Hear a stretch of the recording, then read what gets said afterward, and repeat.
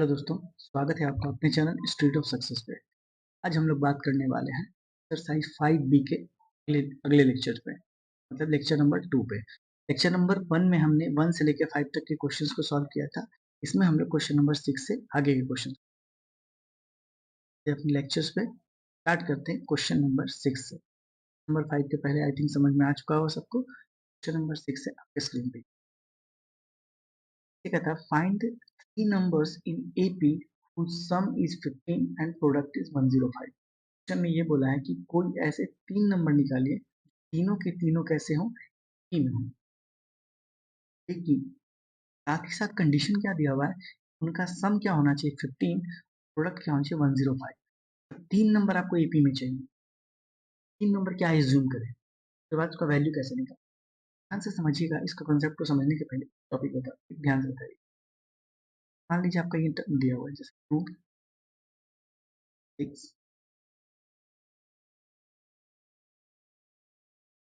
Number दिया हुआ है। इसको हम लोग क्या करते हैं, 6 से स्टार्ट करते हैं और ज्यादा आसान से और अच्छा 2 और 4 नहीं।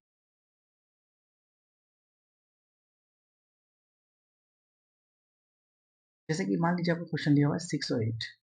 6 जैसे इसको बोला अगर ए, अगला टर्म क्या हो जाएगा, कॉमन डिफरेंस डी है 2। क्वेश्चन क्या हो जाएगा ए प्लस डी।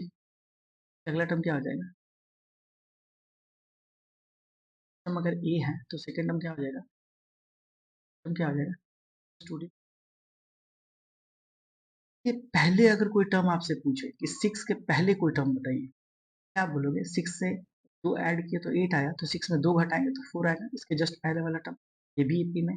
इसका मतलब आगे अगर ए प्लस डी लिखे तो इधर क्या लिखेंगे माइनस डी। इसके पहले फिर 2 घटाएंगे कितना आएगा 2। इसके पहले क्या हो जाएगा माइनस 2 डी। आगे ए प्लस 2 डी लिखे तो मतलब देखिएगा वाला टर्म क्या होता है, ये पहले वाला टर्म ए माइनस डी, उसके बाद वाला ए पी। तो और पहले ए माइनस 2 डी तो उसके बाद वाला ए माइनस 2 डी। पहले अगर ए माइनस 3 डी होगा तो इसके बाद हो जाएगा ए प्लस 3 डी।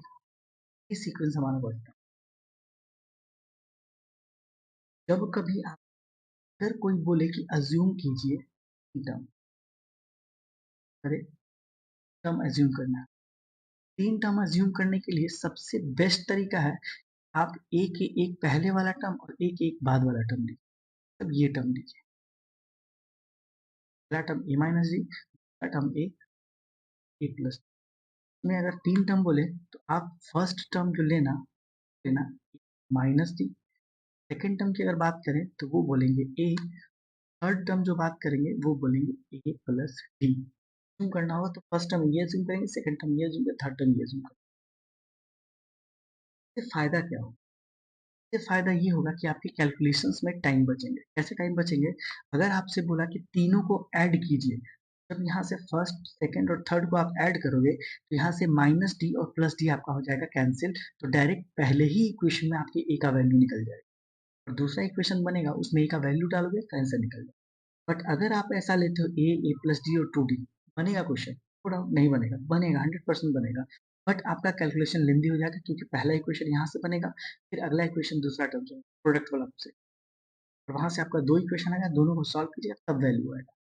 क्वेश्चन थोड़ा सा टफ है, इसीलिए हम एज्यूम करने बोल रहे हैं ताकि हमारा एक टर्म कैंसिल हो जाए ऐड करके। अगर 4 टर्म का एज्यूम करना हो क्या करेंगे, ध्यान से देखिएगा, ए प्लस डी, ए माइनस डी, ए माइनस 2 डी। हमेशा वही टर्म लेंगे जिसमें डी वाला का कैंसिल होने का चांसेस। फर्स्ट टर्म क्या बोलेंगे -2 डी। सेकेंड टर्म पूछे तो ए माइनस डी, टर्म पूछे तो प्लस डी, फोर्थ टर्म पूछे तो यानी 4 टर्म। ये ध्यान रखना है बस आपको, 4 टर्म जब कोई पूछे ऐसा एज्यूम कीजिए, ए minus D, A plus 2 D और ए माइनस 2। ठीक है, यहाँ पे ए प्लस 3 डी होना चाहिए, माइनस 3 डी होना चाहिए, ए प्लस 3 डी। क्यों, ध्यान से देखिए, जैसे हम यहाँ पे बात करें 8, इसके आगे लिखिए 12, पहले लिखिए 0। ध्यान से देखिए, हम ए की बात नहीं करें, किसकी बात करें? ए माइनस डी मतलब 4 की। इसका 4 और 8 के बीच में कितना डिफरेंस है? 4 का। अगला डिफरेंस इस टर्म को छोड़ने के बाद ही हमको 4 का मिलेगा। अगला टर्म इसको छोड़ेंगे, ये वाला टर्म लेंगे। इसी तरह अगला टर्म इसको छोड़ेंगे तब ये वाला टर्म लेंगे, क्योंकि हमने पहले ही फर्स्ट टर्म को छोड़ा है।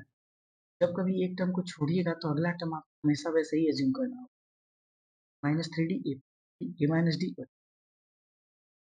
इसको थोड़ा ध्यान रखिएगा ताकि कैलकुलेशन आपका आसान।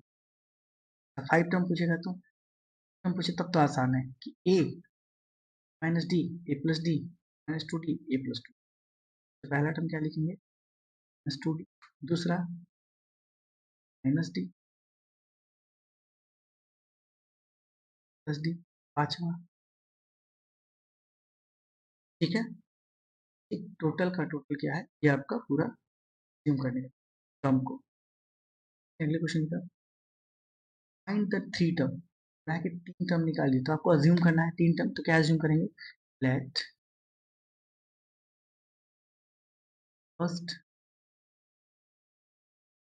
माने थे second term equal to third term equal to where जहाँ be the first term, A be the first term, D be the common difference according to question. Statement क्या बोल रहा है? सम कितना होना चाहिए? 15। सम 15 मतलब minus D plus A plus D, तीनों को जोड़ने में कितना आना चाहिए? 15। Minus D plus D cancel, value आ गया 3a इक्वल टू 15। ए का वैल्यू यहाँ से आ गया 5। आगे बढ़ते हैं। प्रोडक्ट बोला है कितना? 105। प्रोडक्ट मतलब A minus D A plus D का प्रोडक्ट कितना आना चाहिए? 105। चीज यहाँ ध्यान रखिएगा, हमने पढ़ा था ए माइनस बी इंटू ए प्लस बी किसका फॉर्मूला होता है? स्क्वायर माइनस बी स्क्वायर का। हम डायरेक्ट इसको लिखेंगे ए प्लस डी और ए माइनस डी दोनों, इन दोनों को हम डायरेक्ट लिख सकते हैं स्क्वायर माइनस डी स्क्वायर, बाद में किससे मल्टीप्लाई है? इक्वल टू कितना? 105। अब वैल्यू पुट करते हैं का क्या स्क्वायर मतलब बी स्क्वायर, फिर कितना इक्वल टू कितना?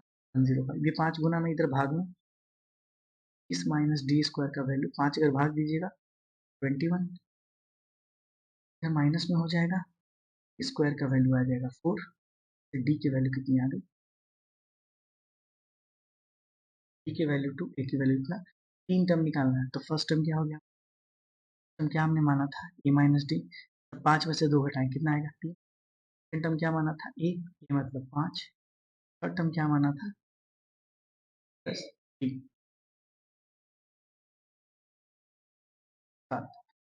3 2 5 5 2 7, तीनों के तीनों किसमें है? एपी में। तीनों को जोड़िएगा तो 15 है, तीनों को गुना कीजिएगा तो 105 है। चलिए नेक्स्ट की बात करते हैं। The sum of 3 term is AP is 3, their product is -35। यहाँ से सम पूछा है तो फिर से एज्यूम वही करेंगे। क्या? फर्स्ट टर्म हम क्या मानेंगे? Minus D. Second term, third term according to question A is the first term and D is the common difference जहाँ है। ठीक, तो पहला स्टेटमेंट क्या बोला? सम ऑफ 3 टर्म का मतलब A minus D A plus D का वैल्यू कितना दिया हुआ है? 3। माइनस से माइनस कैंसिल, माइनस कैंसिल का मतलब 3a का वैल्यू कितना आ गया? 3। ए का वैल्यू यहाँ से निकल गया 1। ए का वैल्यू अगर 1 आ गया, प्रोडक्ट कितना बोला है? 35। फिर से वही minus D to A plus का वैल्यू कितना है? -30। यहाँ से चेक कीजिए ए माइनस डी, ये तो हो जाएगा A square minus D square into A 35।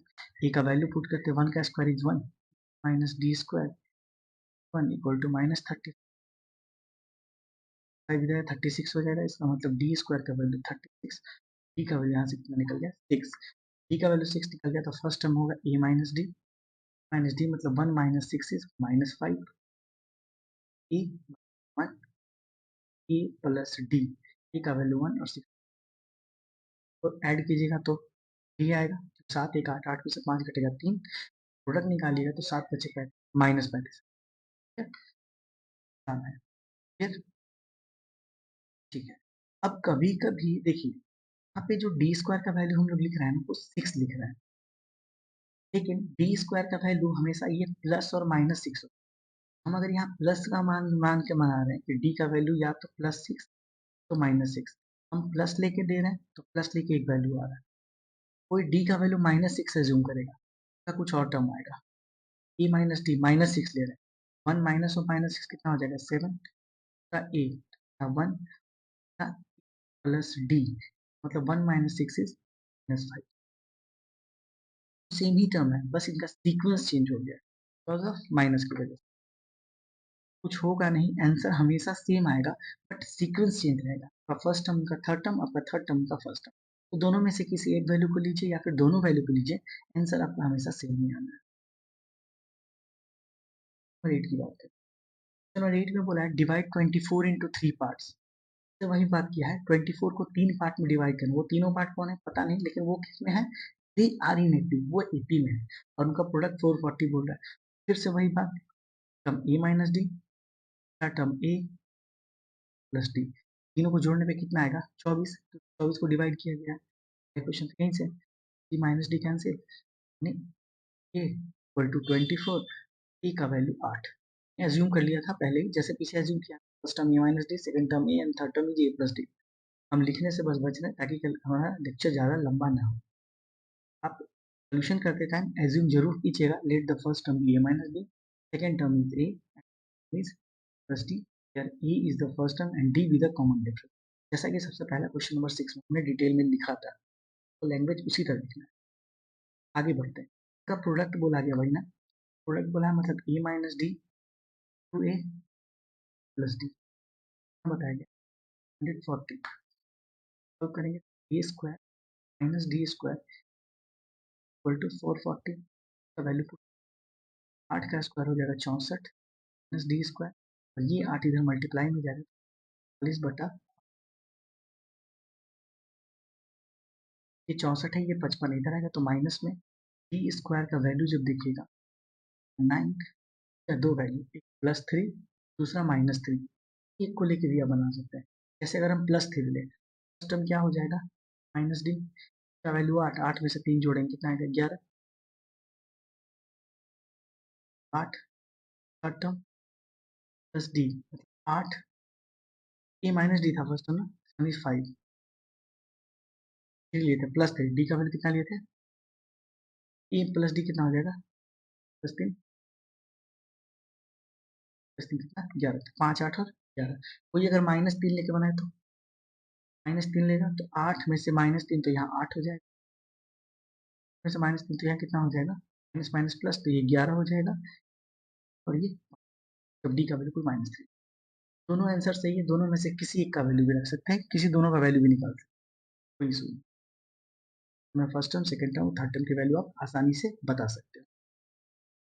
कहते हैं क्वेश्चन नंबर 9 की, sum of the three consecutive term of AP is N, sum of three consecutive term of P 21, sum 21 बोला है, और आगे बोला है sum of the squares of these term, ध्यान से समझ, बात तीन कॉन्सिक्यूटिव किया है, हम फर्स्ट टर्म क्या मानेंगे अभी भी ए माइनस डी, सेकंड क्या मानेंगे, थर्ड क्या मानेंगे,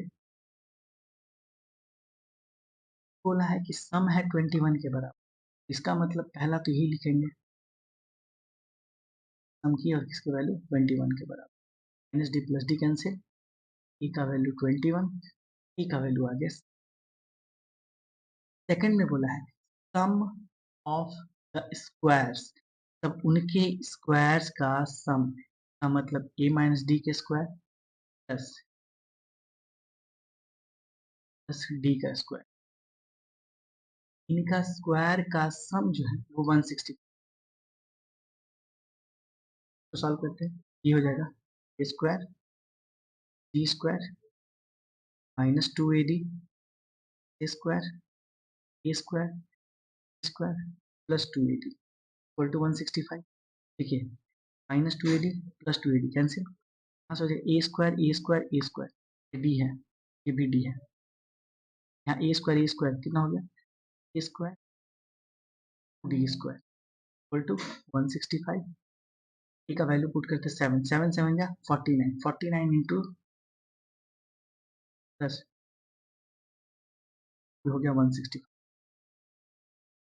49 इंटू 3 22, 4 दिया 12 और 2 7 का वैल्यू 165, सब्ट्रैक्ट करेंगे उधर ले जाके डी स्क्वायर इक्वल टू हो जाएगा 165 में सब्ट्रैक्ट कीजिए 15 में से या 8 तो मल्टीप्लाई में इधर डिवाइड में आके 9, डी का वैल्यू यहाँ से निकल गया प्लस माइनस, प्लस का वैल्यू लीजिए या माइनस का वैल्यू, हम डी का वैल्यू प्लस लेते हैं। फर्स्ट टर्म हमारा क्या हो जाएगा माइनस डी, मतलब 7 माइनस 3, 7 माइनस 3 माइनस 3 कितना 4, सेकंड टर्म ए 7, थर्ड टर्म ए प्लस डी 7 प्लस 3 10, 7 और 3 10, ये तीनों तीनों है तो को ऐड कीजिए 10 7 17 17 4 21। बात करते हैं क्वेश्चन नंबर 10 के, ध्यान से समझिएगा। Angle of a quadrilateral are in AP, angle of a quadrilateral, quadrilateral का जब भी बात करें तो क्वाड्रिलेटरल मतलब क्या, चार कोण, चार एंगल, चार एंगल मतलब इस बार एज्यूम जो करेंगे, क्या एज्यूम करेंगे, पर एज्यूम जो करेंगे वो करेंगे हम लोग first angle B minus 3D, second angle B minus D, third angle B plus D, fourth angle B plus D. चार एंगल हो गए। क्वेश्चन बोला है ई में है, ई में है कहने का मतलब अगर पहली बात हम करें तो पहली बात में क्या हो जाएगा, चारों एंगल का सम कितना होता है 360, ये तो हम जानते हैं, नो दैट, नो दैट क्या जानते हैं, angle sum quadrilateral equal to 360, यहाँ से देखिए minus 3D minus D A plus D plus A plus 3D का वैल्यू कितना आ जाएगा 60, minus 3D plus 3D minus D plus A कितना 4 इक्वल टू 4 का वैल्यू अगर 360 है तो ए का वैल्यू कितना हो जाएगा 3 बाई कितना डिग्री 90 डिग्री, वैल्यू हमारा आ गया 90 डिग्री। ये बोला है whose common difference is 10 degree, common difference बता दिया है, डी का वैल्यू इन्होंने बता रखा है 10 डिग्री, यहाँ से फर्स्ट एंगल कितना हो जाएगा ए माइनस 3D का वैल्यू 90 माइनस 3 इंटू डी का वैल्यू 10, 10 का 30, 90 माइनस 30 का 60, क्या हो जाएगा A minus D 90 minus 10 plus D 90 plus 10 100, A plus 90 plus 3 into 10 is 120, ये चार एंगल निकल गए क्वाड्रिलेटरल। बस आपको यहाँ ये जानना था ऑल इंटरनल एंगल का जो सम होता है वो 360 डिग्री होता है। ठीक, ये है हमारा सेकंड पार्ट एक्सरसाइज 5B का, में हम लोग का लेक्चर बन चुका है, इससे ज़्यादा क्वेश्चन इसमें सॉल्व नहीं करेंगे, नंबर 10 तक सॉल्व। अगले लेक्चर में हम लोग 5B एक्सरसाइज को फिनिश अप कर देंगे, 5 क्वेश्चन और बचे हुए हैं 11 से लेकर 15 तक, अगले लेक्चर में हम लोग खत्म करेंगे और उसके बाद उसके अगले लेक्चर से 5C एक्सरसाइज पर बढ़ेंगे जहाँ सम ऑफ एपी की बात बने रहिए हमारे चैनल के साथ, लाइक कीजिए, सब्सक्राइब कीजिए, अपने दोस्तों के साथ शेयर कीजिए। Thank you.